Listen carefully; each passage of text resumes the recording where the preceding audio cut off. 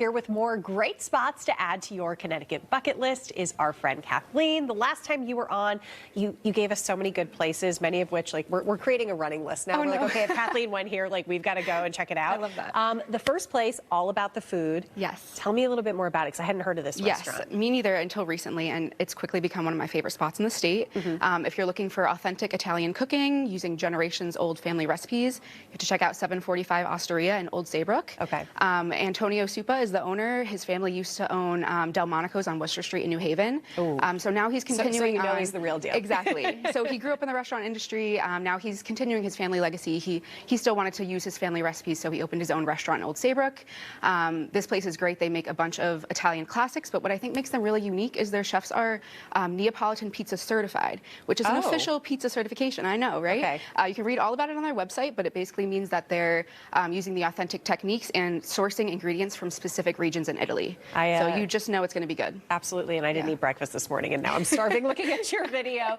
But this next place is really cool as well, and it's in Bristol. I hadn't heard of it before, but if you want to support small business, this seems like a great place to do it. It's incredible. They've made it so easy to support local businesses and small businesses. The Bristol Bazaar, it's in Bristol. It's basically kind of what you would think of in the holidays when you have these like big vendor pop-ups, but this is all year round.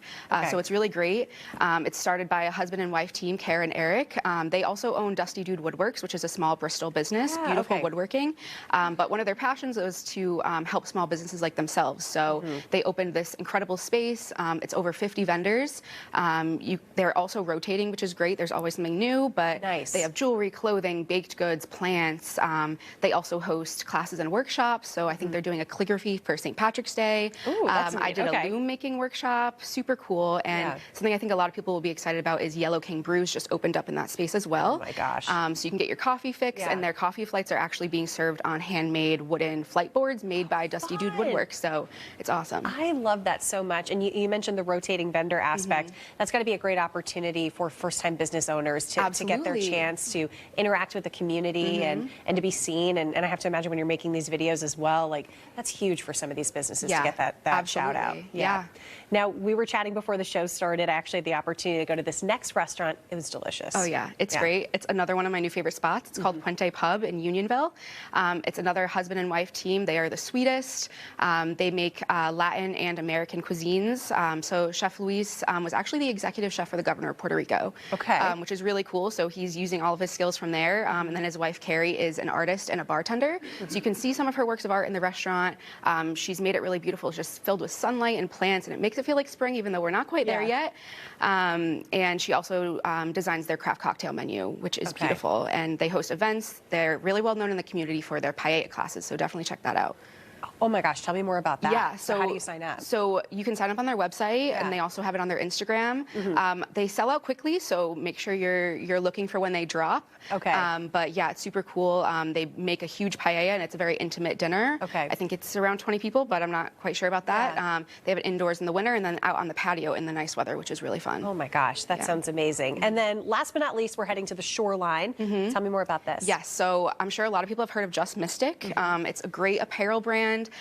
They're focused on mostly Mystic apparel, but I love that they do collaborations with small businesses. So one of their recent collaborations is with Moromi soy sauce, which is one of only 6 soy sauce manufacturers in the U.S., which I think is super cool. They're right here in Stonington. They make small batch artisanal soy sauces, and they are collaborating with Just Mystic to make an ink out of soy sauce. Oh my gosh. It's super cool. So they're printing the t-shirts with the soy sauce ink, and if you smell it, if you get really close, you can actually smell the soy sauce. That's so awesome. It's super cool. And how can people find that if they want to order it? So it's all on their website, and I think they're even doing 15% off right now for your first online order. So it's a great opportunity. And if people want to follow you for even more Connecticut bucket list items, ideas, where can they do that? Yeah, so you can find me on Instagram or TikTok. My handle is Connecticut_bucket-list. Awesome. Thank you so much for joining us. We appreciate your time. The running list continues of places that we need to check out. Thank you. Thank you.